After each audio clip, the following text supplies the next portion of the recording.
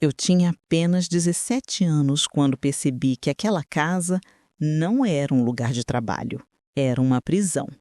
Meu patrão olhava para mim de um jeito que me fazia tremer por dentro. E quando seus amigos começaram a aparecer, sempre à noite, sempre quando não havia mais ninguém por perto, eu soube que minha vida nunca mais seria a mesma. Meu nome é Marlene. Hoje sou avó. Tenho 72 anos e carrego em meu peito uma história que permaneceu silenciada por mais de 5 décadas. Uma história de dor, sobrevivência e, acima de tudo, de uma coragem que eu nem sabia que tinha dentro de mim. Para vocês entenderem minha história, preciso levar vocês de volta no tempo. E estamos falando do início da década de 1970, no interior de Minas Gerais. Uma época em que o Brasil vivia sob regime militar, onde as conversas eram medidas, os direitos eram limitados. E para nós mulheres, especialmente as pobres e negras como eu, a realidade era ainda mais cruel. Eu nasci em uma família humilde. Éramos 9 irmãos, filhos de um pai trabalhador rural e uma mãe lavadeira. A pobreza não era apenas uma condição financeira. Era um destino que parecia escrito nas estrelas. Aos 13 anos, eu já ajudava minha mãe a lavar roupas no Rio. Aos 15, precisei abandonar a escola, que mal tinha começado, para trabalhar como doméstica na cidade. Minha mãe chorou quando eu saí de casa. Lembro até hoje dos olhos dela vermelhos, inchados, tentando ser forte por mim. Mas não tinha escolha. Eram muitas bocas para alimentar e eu, sendo a mais velha das meninas, tinha que ajudar. Fui trabalhar na casa do senhor Antônio, um comerciante bem-sucedido da cidade. Ele era casado com Dona Beatriz, uma mulher de postura rígida e olhar distante. O casal tinha 3 filhos já crescidos, que moravam em outras cidades. A casa era grande, tinha 2 andares, um jardim imenso e exigia muito trabalho. No começo, tudo parecia normal. Eu acordava às 5 da manhã, preparava o café, limpava a casa, lavava roupas, cozinhava e só terminava o meu expediente depois das 9 da noite. Era exaustivo, mas eu era jovem, forte e, acima de tudo, precisava daquele dinheiro. Mas algo começou a mudar após os primeiros 3 meses. Dona Beatriz passou a viajar com mais frequência para visitar os filhos. Às vezes ficava semanas fora. E era justamente nesses períodos que o senhor Antônio mudava de comportamento. Os olhares começaram primeiro. Aqueles olhares que duram mais tempo do que deveriam. Olhares que percorrem meu corpo de forma invasiva, que faziam minha pele arrepiar de desconforto. Eu tentava ignorar, desviava os olhos, me ocupava com as tarefas, mas a sensação de estar sendo observada, perseguida dentro daquela casa, era constante. Depois vieram os comentários. "Você está ficando bonita, Marlene. Essa roupa fica bem em você. Você tem um sorriso bonito. Deveria sorrir mais para mim." Cada frase era como um peso adicionado aos meus ombros. Eu não sabia nomear o que sentia, afinal, tinha apenas 17 anos e vinha de uma realidade onde essas conversas simplesmente não existiam. Mas o instinto, aquela voz interior que todas nós mulheres conhecemos bem, gritava que algo estava muito errado. Comecei a ter medo de ficar sozinha com ele na casa. Inventava desculpas para ficar mais tempo no quintal, demorava mais na cozinha, qualquer coisa para não cruzar com ele nos corredores. O que eu não sabia é que aquele era apenas o começo de um pesadelo muito maior. Numa noite de sábado, Dona Beatriz estava viajando novamente. Eu tinha terminado de limpar a cozinha após o jantar e me preparava para ir ao meu pequeno quarto de empregada nos fundos da casa, quando o senhor Antônio me chamou na sala. "Marlene, vem aqui. Preciso conversar com você sobre seu trabalho." Meu coração disparou. Trabalho? Será que eu tinha feito algo errado? Será que eu seria mandada embora? O desespero de decepcionar minha família, de voltar para casa sem o dinheiro que todos esperavam, fez com que eu obedecesse. Entrei na sala. O Sr. Antônio estava sentado no sofá, com um copo de uísque na mão. Havia uma garrafa pela metade sobre a mesa de centro. "Senta aqui", ele disse, batendo no sofá ao lado dele. Senhor, se o senhor não se importa, eu prefiro ficar em pé. Tô cansada e amanhã preciso acordar cedo, respondi, minha voz trêmula. Eu não pedi sua opinião, eu mandei você sentar. Foi a primeira vez que vi a máscara cair completamente. O homem que fingia ser um patrão respeitável, um pilar da comunidade, um comerciante honrado, mostrava agora sua verdadeira face. Sentei na ponta do sofá, o mais distante possível dele. Todo o meu corpo estava tenso, cada músculo preparado para fugir. Você sabe que eu sou muito bom para você, não sabe? Te dou um salário, comida, um lugar para dormir. Sua família depende do que você ganha aqui. Apenas assenti com a cabeça, sem conseguir falar. Então, você precisa ser grata. Precisa me mostrar que reconhece tudo o que eu faço por você. O que aconteceu nos minutos seguintes, levei anos para conseguir falar em voz alta. Mas mesmo agora, décadas depois, as lágrimas escorrem quando tento colocar em palavras aquela primeira violência. Ele tentou me tocar. Eu resisti, empurrei, gritei, chorei e implorei. E por aquela noite consegui escapar, me trancando em meu quarto, empurrando o pequeno armário contra a porta, passando a noite inteira acordada, tremendo de medo e de frio. Mas aqui estava o dilema impossível que eu enfrentava. Um dilema que milhões de mulheres ao redor do mundo ainda enfrentam todos os dias. Para onde eu iria? Se voltasse para casa, minha família perderia a única fonte de renda decente que tinham. Se denunciasse o Sr. Antônio, quem acreditaria na minha palavra? Uma jovem negra, pobre, sem educação formal, contra um dos homens mais respeitados da cidade. Em 1970, em plena ditadura militar, numa cidade do interior onde as estruturas de poder eram absolutas e inquestionáveis. Mais do que isso, eu nem tinha vocabulário para nomear o que estava acontecendo. Assédio sexual, abuso de poder. Esses termos não faziam parte do meu repertório, de uma jovem de 17 anos que mal tinha completado o ensino fundamental. Tudo que eu sabia é que me sentia suja, com medo, presa. Na manhã seguinte, o Sr. Antônio agiu como se nada tivesse acontecido. Tomou seu café normalmente, leu o jornal, saiu para o comércio, mas antes de sair, parou na porta e olhou para mim com um sorriso que fez meu sangue gelar. Espero que você tenha pensado melhor sobre a nossa conversa de ontem e espero que seja mais cooperativa da próxima vez. A ameaça era clara, velada, mas cristalina. Tentei ser invisível. Trabalhava mais rápido, mais silenciosamente, evitava qualquer situação onde pudesse ficar sozinha com ele. Por algumas semanas essa estratégia pareceu funcionar. Mas então os amigos começaram a aparecer. Toda quinta-feira à noite, quando Dona Beatriz participava de um grupo de oração na igreja, um grupo de 3 ou 4 homens se reunia na casa. Eram amigos do Sr. Antônio, outros comerciantes, um vereador, até um delegado da cidade. No início, eu apenas servia os drinks, colocava os petiscos na mesa e voltava para a cozinha. Mas os olhares daqueles homens eram iguais aos do meu patrão. E os comentários, que começaram baixos e depois foram ficando cada vez mais altos, mais explícitos, mais assustadores, me faziam querer desaparecer. Antônio, onde você arrumou essa preciosidade? Ela é bem desenvolvidinha para a idade, hein? Você tem sorte de ter uma empregada tão dedicada. E risadas. Sempre aquelas risadas masculinas que coavam pela casa, que faziam as paredes parecerem fechar em volta de mim, que transformavam aquele espaço em um campo de caça, onde eu era presa.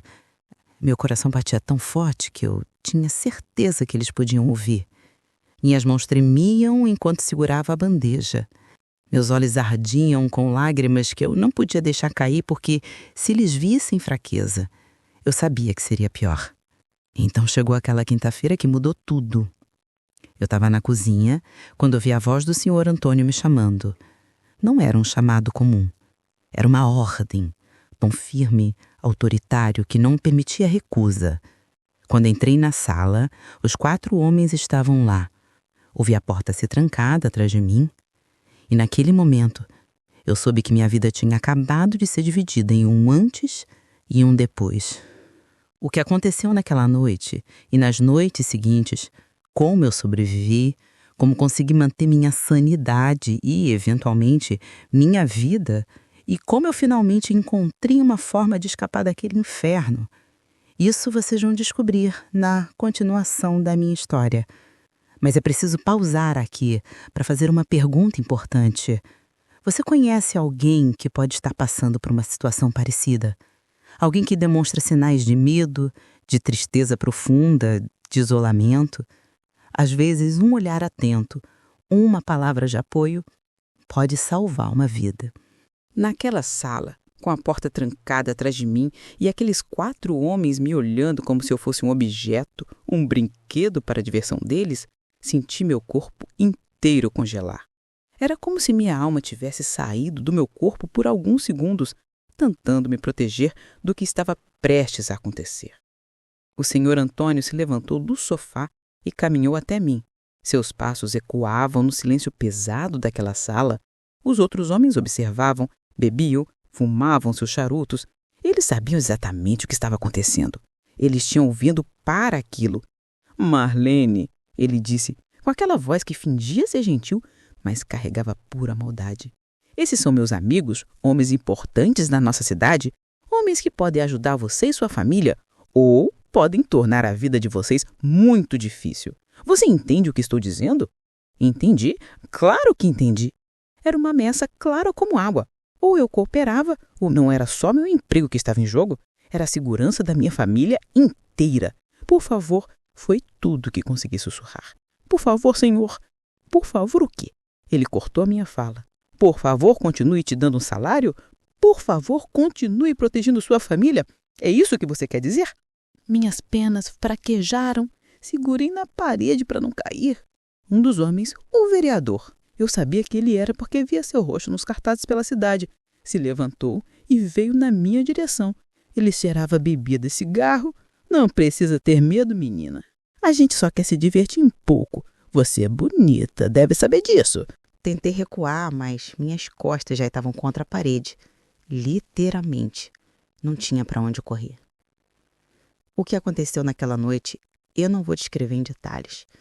Não porque eu quero esconder, mas porque algumas coisas são pesadas demais para serem revividas palavra por palavra.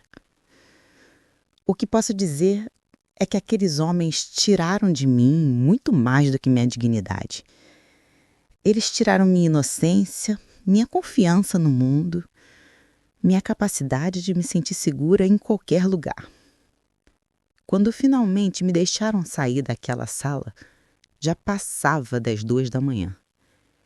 Arrastei meu corpo até o meu quartinho, tranquei a porta e desabei no chão. Não conseguia parar de tremer, não conseguia parar de chorar.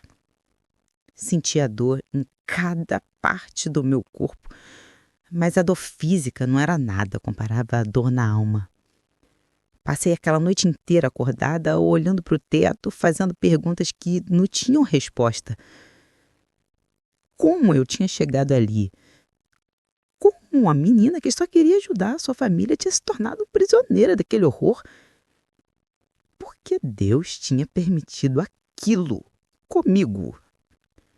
Quando o sol começou a nascer, eu tinha que tomar uma decisão. E as opções que eu tinha eram todas horríveis. Opção 1, fugir daquela casa imediatamente. Mas para onde? Voltar para casa e contar tudo para meus pais? Meu pai era um homem simples, trabalhador, mas sem nenhum poder. Se ele fosse confrontar o senhor Antônio, provavelmente seria espancado ou preso. O delegado da cidade era um dos homens que estava naquela sala. Quem protegeria meu pai? Opção 2, denunciar para a polícia. Mas como? O delegado estava envolvido. E mesmo que não estivesse, eu sabia como funcionava. Meninas como eu não eram ouvidas. Meninas como eu eram sempre culpadas. Ela deve ter provocado, ela deve ter dado corda. Ela inventou isso para conseguir dinheiro. Eu já tinha ouvido essas frases antes sobre outras mulheres. Sabia que comigo não seria diferente. Escolhi a opção 3. Não porque fosse a melhor escolha, mas porque parecia a única que não colocaria minha família em perigo imediato. E foi a pior decisão que tomei na minha vida. Porque aquela quinta-feira não foi um incidente isolado. Foi o começo de um padrão. Toda semana, quando Dona Beatriz saía para o grupo de oração, os homens voltavam. E toda semana eu era chamada naquela sala. E toda semana morria um pouco mais por dentro. Comecei a me desconectar do meu próprio corpo. Psicólogos hoje chamam isso de dissociação, um mecanismo de defesa da mente quando o trauma é grande demais para ser processado. Mas naquela época, eu só sabia que quando eu entrava naquela sala, era como se eu saísse do meu corpo e ficasse flutuando num teto, observando aquilo acontecer com outra pessoa. Parei de comer direito. Emagreci tanto que minhas roupas começaram a ficar largas. Parei de dormir, passava as noites acordada, tendo pesadelos mesmo de olhos abertos. Minha mãe percebeu que algo estava errado quando fui visitá-los num domingo. Marlene, o que está acontecendo com você? Você está doente? Quis contar. As palavras estavam na ponta da língua. Mas quando olhei para aquela casa simples, para meus irmãos pequenos brincando no quintal, para meu pai com as mãos calejadas de tanto trabalhar na roça, não consegui. Não podia jogar aquele peso sobre eles. Não podia tirar a única fonte de renda que mantinha comida na mesa deles. Tô só cansada, mãe. A patroa está exigindo muito. Ela me olhou com aqueles olhos que as mães têm, que enxergam além das palavras. Mas não insistiu. Talvez por medo de descobrir uma verdade que não saberia como lidar. 3 meses se passaram naquele inferno. 3 meses de quinta-feiras que me faziam querer morrer. E comecei a considerar seriamente essa possibilidade. Olhava para a caixa de remédios de Dona Beatriz e pensava: quantos eu precisaria tomar para não acordar mais? Olhava para o rio, onde costumava lavar roupas, e pensava: se eu entrasse naquela água e não tentasse nadar, quanto tempo levaria? Estava no fundo do poço, não via mais saída, não via mais futuro, só via aquela escuridão sem fim. Mas então, algo aconteceu que mudou tudo. Na casa ao lado morava uma senhora chamada Dona Josefa. Ela era viúva, morava sozinha e tinha fama de ser uma benzedeira, uma mulher sábia que ajudava as pessoas da vizinhança. Eu cruzava com ela às vezes, quando estava estendendo roupas no varal, e ela sempre me cumprimentava com um sorriso gentil. Numa tarde de terça-feira, eu estava no quintal, chorando escondida, atrás do tanque de lavar roupa, quando ouvi uma voz do outro lado do muro. Menina, você não está bem. Eu vejo você definhar um pouco mais cada dia. Era a Dona Josefa. Ela estava no quintal dela, cuidando das plantas, mas claramente me observava há algum tempo. Tô bem sim, Dona Josefa. Menti, enxugando as lágrimas rapidamente. Não tá, não. E eu sei o tipo de homem que é o Sr. Antônio. Sei das reuniões que ele faz toda quinta-feira. Sei que a esposa dele sai de propósito nessas noites. Meu coração parou. Ela sabia? Como ela sabia? Você não é a primeira menina que trabalha naquela casa, sabia? Ela continuou, sua voz baixa, mas firme. Antes de você, teve a Conceição. Antes dela, teve a Maria. Todas saíram daqui sem explicação, no meio da noite, e ninguém nunca mais viu elas pela cidade. Senti um frio na espinha. Outras meninas. Havia outras meninas antes de mim. Venha aqui na minha casa amanhã de tarde, como da patroa sair para o mercado. Preciso conversar com você direito. Naquela noite, pela primeira vez em meses, senti algo diferente da dor e do medo. Senti uma pequena fagulha de esperança. No dia seguinte, Quando Dona Beatriz saiu para fazer as compras da semana, pulei o muro baixo que separa os quintais e fui até a casa de Dona Josefa. Ela me recebeu com um abraço de mãe, daqueles apertados que fazem a gente se sentir protegida. E ali, naquele abraço, desabei. Chorei tudo que tinha guardado por 3 meses. Chorei até não ter mais lágrimas. Conta pra mim, minha filha. Conta tudo. E contei. Pela primeira vez, coloquei em palavras aquele horror todo. Falei da primeira noite, das ameaças, das quintas-feiras, dos homens, da dor, do medo, da vontade de morrer. Dona Josefa me ouviu em silêncio, segurando minha mão, limpando minhas lágrimas com um lenço. Quando terminei, ela respirou fundo e disse: "Eu vou te ajudar a sair daqui, mas precisa ser do jeito certo. Senão, esses homens vão atrás de você e da sua família." "Como?" perguntei, ainda sem acreditar que existia uma saída. "Deixa comigo. Vou fazer alguns contatos, mas você precisa aguentar firme mais um pouquinho. Consegue fazer isso por mim?" Assenti. Pela primeira vez em muito tempo, não estava mais sozinha. Antes de eu continuar com essa história, que precisa ser contada, se você está me assistindo agora, deixe o seu like, se inscreva no canal para não perder outros relatos como o meu e nos comentários escreva de qual cidade você está me assistindo. Sua presença aqui é fundamental para que histórias como a minha alcancem mais pessoas e possam ajudar quem ainda sofre em silêncio. Mas o que eu não sabia naquele momento é que as coisas estavam prestes a piorar muito antes de melhorar. Porque na quinta-feira seguinte, quando fui chamada novamente para aquela sala maldita, percebi que tinha um homem novo no grupo. Alguém que eu nunca tinha visto antes. E pelo jeito que os outros o tratavam, percebi que ele era alguém importante. Muito importante. E muito perigoso. O senhor Antônio me apresentou com um sorriso sinistro. "Marlene, este é o Coronel Silva. Ele veio de longe especialmente para te conhecer." E quando aquele homem olhou para mim, soube que minha batalha por sobrevivência tinha acabado de ficar ainda mais difícil. Mas eu tinha Dona Josefa agora. Tinha uma aliada. Tinha um plano. E mais importante, pela primeira vez em meses eu tinha esperança. Mas esperança, descobri naquela noite, pode ser uma faca de 2 gumes. Porque quando você não tem nada a perder, você se entrega ao destino. Mas quando surge uma possibilidade de salvação, quando você começa a acreditar que pode escapar, o medo de perder essa chance se torna quase insuportável. E aquele Coronel Silva representava uma ameaça completamente nova. O Coronel Silva não era como os outros homens daquele grupo. Os outros, por mais monstruosos que fossem, ainda tinham aquela máscara social que tentavam manter. Fingiam ser cidadãos respeitáveis quando estavam em público. Mas o coronel, ele não fingia nada. Ele era militar de alta patente, vindo da capital, tinha conexões em Brasília, no alto escalão do regime militar. Um homem que podia fazer pessoas desaparecer com um simples telefonema. E todos naquela sala sabiam disso.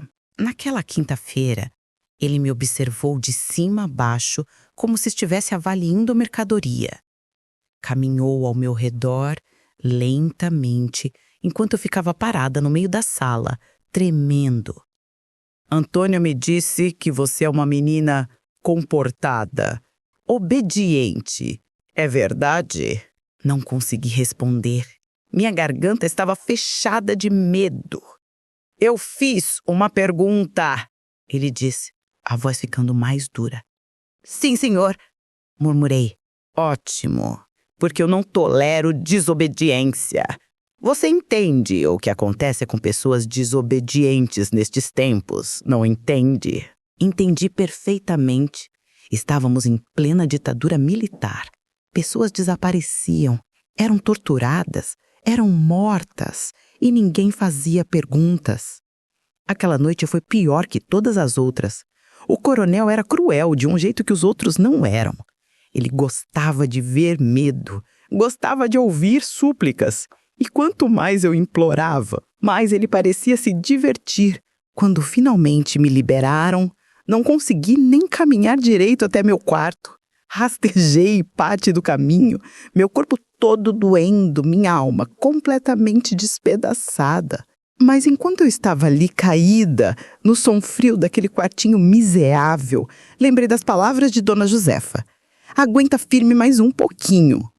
Tinha que aguentar. Não podia desistir agora. 2 dias depois, numa tarde de sábado, consegui ir novamente à casa de Dona Josefa.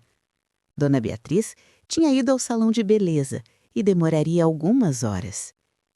Quando Dona Josefa abriu a porta e viu meu rosto, meu corpo, os hematomas que eu não conseguia mais esconder, seus olhos se encheram de lágrimas. Meu Deus do céu! O que fizeram com você? Entrei em sua casa e ela me levou até o sofá com todo cuidado, como se eu fosse quebrar a qualquer momento. Tem um homem novo no grupo, consegui dizer. Um coronel. Ele é pior que todos os outros juntos. Dona Josefa apertou minha mão. Eu sei quem ele é. Coronel Silva. Recebi um aviso de um contato meu que ele estava na cidade. Por isso preciso apressar seu plano de fuga. Você realmente tem um plano? Perguntei, mal acreditando. Tenho, mas é arriscado. Muito arriscado. Se der errado, as consequências vão ser terríveis para você e para mim. Não importo. Qualquer coisa é melhor do que continuar naquele inferno. Dona Josefa então me contou sobre sua rede de contatos. Durante anos, ela tinha ajudado outras mulheres em situações difíceis. Mulheres fugindo de maridos violentos, meninas grávidas que precisavam desaparecer antes que as famílias descobrissem, pessoas sendo perseguidas pelo regime militar. Ela conhecia uma freira em um convento a 3 horas de viagem dali, um lugar onde eu poderia ficar escondida, onde aqueles homens nunca me encontrariam. Mas sua família... Ela disse preocupada. Eles vão procurar por você. O senhor Antônio pode ameaçá-los. Eu sei, já pensei nisso. Respirei fundo. Vou escrever uma carta para minha mãe dizendo que fugi para São Paulo, que arrumei um emprego melhor lá. Vou pedir que ela não me procure, que tô bem. Ela vai sofrer, mas vai ser melhor do que saber a verdade. E o dinheiro? Sua família depende do seu salário. A freira pode me arrumar trabalho no convento? Posso começar a mandar dinheiro depois de alguns meses, quando as coisas acalmarem. Minha mãe vai pensar que eu tô mesmo em São Paulo. Dona Josefa sorriu pela primeira vez naquela conversa. Você é mais forte e inteligente do que imagina, menina. Sim, podemos fazer isso. Passamos as próximas 2 semanas planejando cada detalhe. Dona Josefa arrumou contato com um caminhoneiro de confiança que fazia entregas nas cidades da região. Ele aceitou me levar escondida na carroceria do caminhão, embaixo de umas lonas, até a cidade onde ficava o convento. A fuga seria numa terça-feira de manhã, quando Dona Beatriz fosse ao médico na cidade vizinha. Ela sempre passava o dia inteiro fora nessas ocasiões. Eu fingiria estar doente, ficaria no quarto e, quando o senhor Antônio saísse para o comércio, pularia o muro e fugiria com Dona Josefa até o ponto de encontro com o caminhoneiro. Escrevi a carta para minha mãe com o coração partido. Cada palavra era uma mentira necessária, uma proteção para ela e para os meus irmãos. Mãe, arrumei um emprego muito bom em São Paulo. Vou ganhar o dobro do que ganho aqui. Não se preocupe comigo. Em breve vou começar a mandar dinheiro.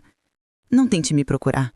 A cidade é muito grande e eu preciso focar no trabalho. Te amo muito. Marlene.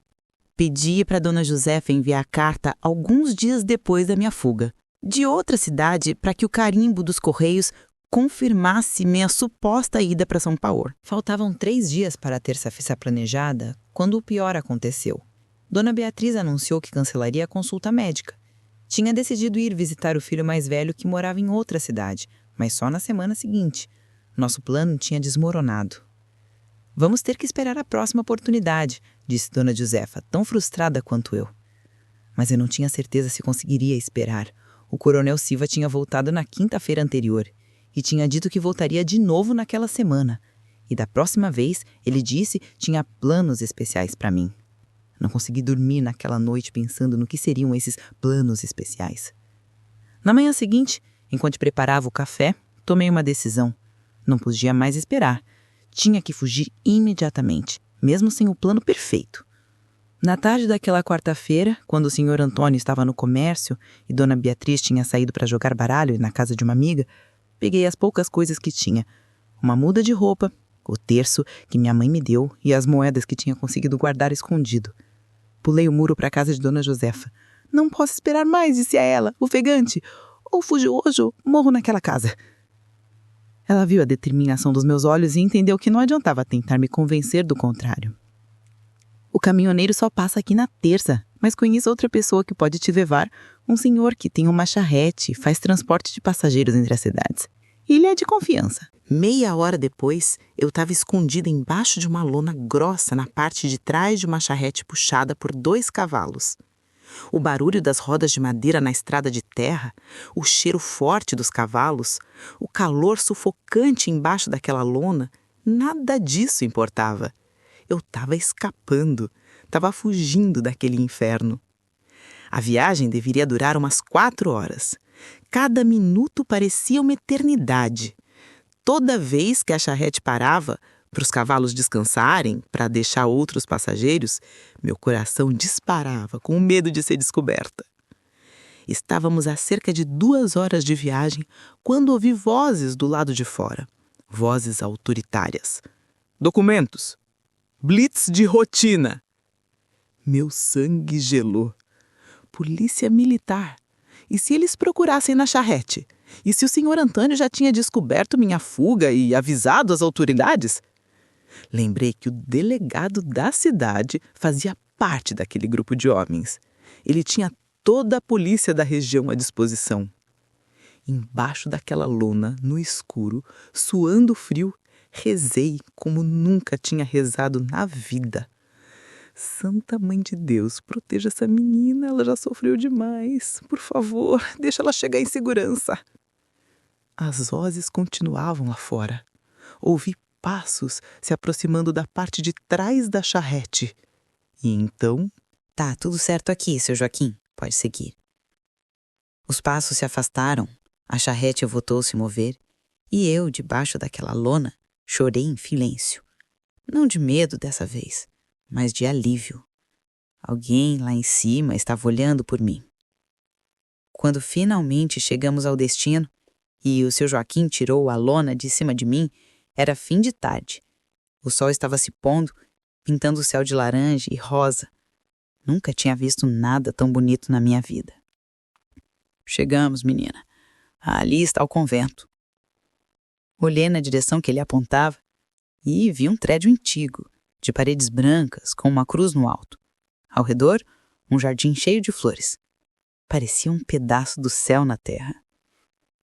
Obrigada, foi tudo que consegui dizer, minha voz embargada. O senhor salvou minha vida.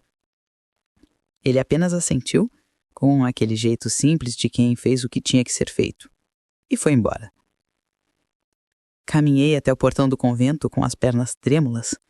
Toquei em sineta. Uma freira idosa veio atender. Você deve ser a Marlene. A Joseta me avisou que você viria. Entre, minha filha. Aqui você está segura. Aquelas palavras, aqui você está segura, me fizeram desabar. Caí de joelhos ali mesmo, no portão, e chorei como não chorava desde criança. Chorei todo o medo, toda a dor, todo o horror que tinha vivido. Chorei até não ter mais forças. A freira, irmã Teresa era seu nome, me ajudou a levantar e me levou para dentro. Me deu comida, a primeira refeição que comi com apetite meses. Me deu um quarto pequeno, mas limpo, com uma cama de verdade, lençóis brancos que cheiravam a lavanda. Me deu um abraço de mãe e disse: Descanse agora, amanhã conversamos sobre tudo, mas saiba que aqui ninguém vai te machucar nunca mais. Deitei naquela cama e pela primeira vez em 4 meses, dormi a noite inteira sem pesadelos. Os primeiros meses no convento foram de cura, não só do corpo, mas principalmente da alma. As freiras me acolheram sem fazer perguntas invasivas. Irmã Teresa apenas disse que eu não precisava contar minha história até estar pronta. E quando finalmente contei, semanas depois, ela apenas segurou minha mão e chorou comigo. Você é muito corajosa, Marlene. Sobreviver ao que você sobreviveu, ter forças para fugir, reconstruir sua vida, isso requer uma coragem que poucos têm. Comecei a trabalhar no convento, ajudando na cozinha, cuidando da horta, ensinando as crianças da comunidade a ler e escrever. Sim, eu que mal tinha completado o ensino fundamental, estar ensinando outras pessoas. As freiras me ajudaram a continuar meus estudos à noite. E como prometi, assim que comecei a receber um pequeno salário, mandei dinheiro para minha mãe. Nunca contei a verdade. Ela morreu anos depois, ainda acreditando que eu tinha feito sucesso em São Paulo. Foi melhor assim. Alguns fardos são pesados demais para dividir com quem amamos. Mas vocês devem estar se perguntando, e o senhor Antônio? E aqueles homens? Eles nunca me procuraram, nunca me encontraram. Eles procuraram, sim. Dona Josefa me contou depois que o senhor Antônio ficou furioso com minha fuga. Mandou o delegado fazer buscas pelas cidades vizinhas. Mas a carta que ela enviou de São Paulo os convenceu de que eu tinha mesmo ido para lá. E São Paulo, numa época sem internet, sem celular, era como desaparecer do mapa. Eventualmente, desistiram de me procurar. Arrumaram outra menina para trabalhar na casa. Outra vítima. E meu coração sangrou quando soube disso, mas o que eu podia fazer? Eu era apenas uma sobrevivente tentando reconstruir sua vida. Mas a justiça, descobri, tem caminhos misteriosos. 5 anos depois da minha fuga, Dona Josefa me mandou uma carta. O senhor Antônio tinha morrido. Ataque cardíaco fulminante aos 52 anos. Morreu sozinho, no meio da noite, segundo diziam. Quando li aquilo, não senti alegria, não senti vingança satisfeita, senti vazio, porque a morte dele não apagava o que tinha acontecido comigo, não devolvia minha inocência, não curava minhas feridas. 2 dos homens daquele grupo, o vereador e um dos comerciantes, foram presos anos depois por corrupção. Acabaram morrendo na prisão. O delegado foi expulso da polícia por envolvimento com crimes durante a ditadura, quando o regime caiu. E o coronel Silva? Bem, ele foi julgado e condenado por crimes contra a humanidade quando abriram os arquivos da ditadura. Morreu velho, mas morreu preso. A vida, de alguma forma, cobrou deles o que deviam. Mas a verdadeira história não é sobre eles, é sobre mim. Sobre como reconstruir minha vida pedaço por pedaço. Fiquei no convento por 7 anos.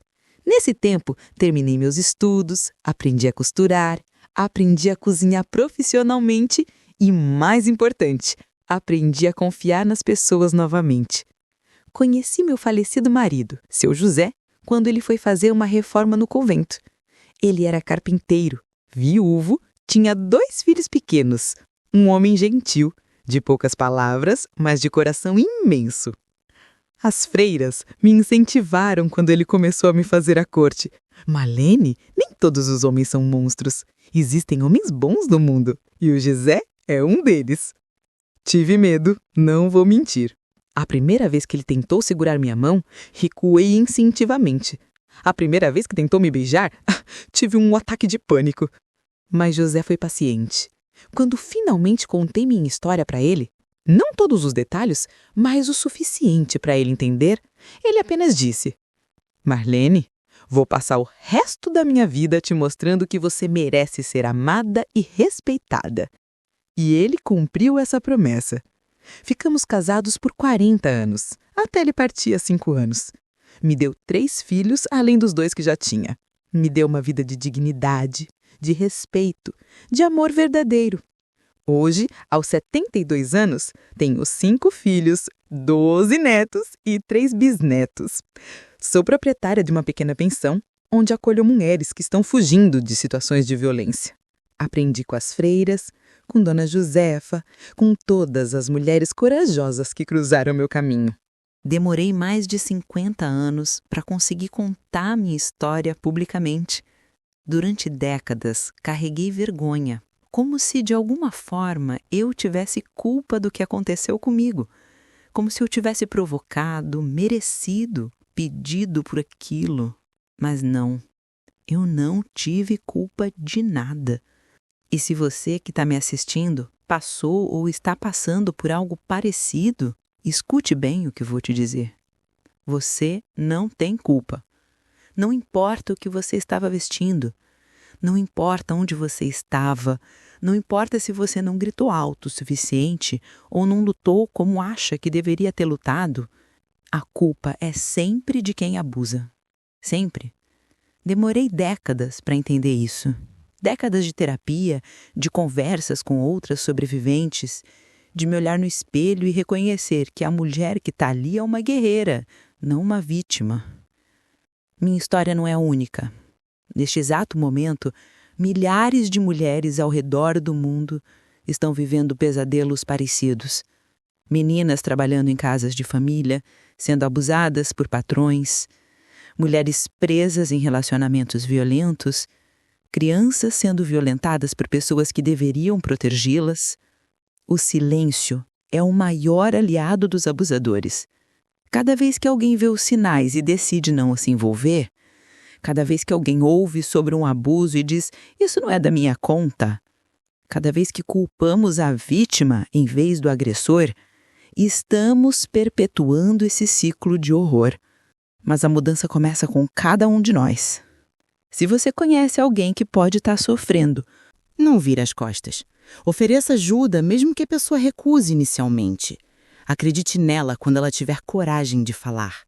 Ajude a buscar recursos, delegacias especializadas, casas de apoio, linhas de emergência. Se você está sofrendo abuso agora, você não está sozinha. Existem pessoas e instituições que podem te ajudar. Não importa quanto tempo você aguente antes de conseguir sair. O importante é que você vai sair. Sua vida tem valor. Você merece dignidade. Você merece ser feliz. No Brasil, o número 180 é a Central de Atendimento à Mulher, que funciona 24 horas. Em casos de emergência, ligue 190. Procure as delegacias da mulher da sua cidade. Busque apoio em igrejas, ONG, centros comunitários. E se você conhece histórias de homens abusadores, de segredos de família, de situações que todo mundo sabe, mas ninguém fala, fale, denuncie, proteja quem precisa ser protegido. Sobrevivi, reconstruí minha vida, encontrei amor, felicidade, propósito, mas as cicatrizes nunca desapareceram completamente.